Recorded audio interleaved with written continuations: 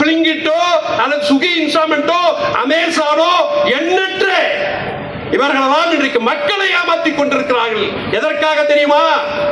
நம்மை அழிப்பதற்காக. மறந்து விடாதீர்கள்.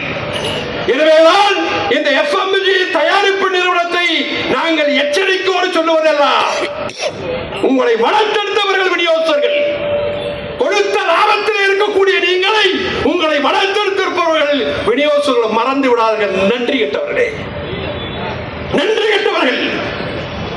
எனவே கோபத்தோடு நாங்கள் வெளிப்படுத்துகிறோம். நாம என்னைக்கு வந்து ரோட்ல வந்து போராட்டம் நடத்தி இருக்கிறோமா? சொல்லுங்க. அமைதியாக இருந்தோம், புழுவாக நெளிந்து கொண்டோம். பார்ப்போம் பார்ப்போம், நமக்கும் ஒரு காலம் வரும் என்று எண்ணி ஏங்கிக் கொண்டிருந்த காலத்துக்கு மாறாக இறகு போடு போடு என்று சொன்னால் மயில் போடாது, பிடுங்க வேண்டும் என்று இன்றைக்கு வீதிக்கு வந்திருக்கிறோம். எனவேதான் ஆளுகிற மத்திய அரசுக்கும் மாநில அரசுக்கும் இதற்கு பங்கு இல்லையா? தானாவரான ரோட்டுக்கு, தானாவரான வீட்டுக்கு பலாயிரம் சதுர கிலோமீட்டரில் ஏமாற்று வராரா? யார் அனுமதி கொடுப்பது? ஆளுகிற அரசு அனுமதி கொடுக்கிறது. எனவேதான் கோடி கோடியாக வரியை செலுத்தக்கூடிய நாம் வேற எவனும் இல்லை. மக்களிடத்தில் வரியை அப்படியே வாங்கி கஜானாவில் போய் கொட்டுறது, பல ஆயிரக்கணக்கான கோடியை கொட்டுவது நம்மை போன்ற விநியோகஸ்தர்கள். இன்னைக்கு அரசு இயங்குது என்று சொன்னால், அரசு பல நலத்திட்டங்களை செய்கிறது என்று சொன்னால் வரியினுடைய பணத்தினால். அந்த வரி பணம் எது?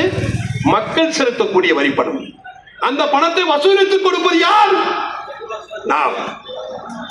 நம்ம ஏறெடுத்து பார்க்க வேண்டாமா? அரசு செலவினங்களுக்கு வரி பணத்தை வசூலித்து கொடுக்கக்கூடிய விநியோகஸ்தர்களை பார்க்க வேண்டாமா?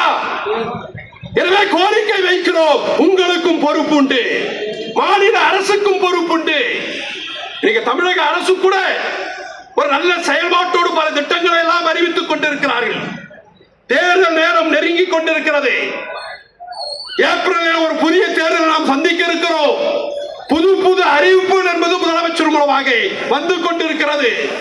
நேற்றைய தினம் கூட யாராருக்கெல்லாம் மகளிர் உதவித்தொகை விடுபட்டதோ அதை நேற்று அறிவித்திருக்கிறார், வழங்கியிருக்கிறார் மாண்புமிகு முதலமைச்சர் அவர்கள். இந்த வேளையில் இருந்து மாண்புமிகு முதலமைச்சர் அவர்களுக்கு கோரிக்கை வைக்கிறோம், எங்களையும் ஏறெடுத்து பாருங்கள், எங்களையும் கருணையோடு பாருங்கள். பல ஆயிரக்கணக்கான லட்சக்கணக்கான விநியோகஸ்தர்கள் கடந்த 75 ஆண்டு காலமாக ஒரு பாரம்பரிய தொழிலை செய்து கொண்டிருக்கிறோம். உங்களுக்கு பணத்தை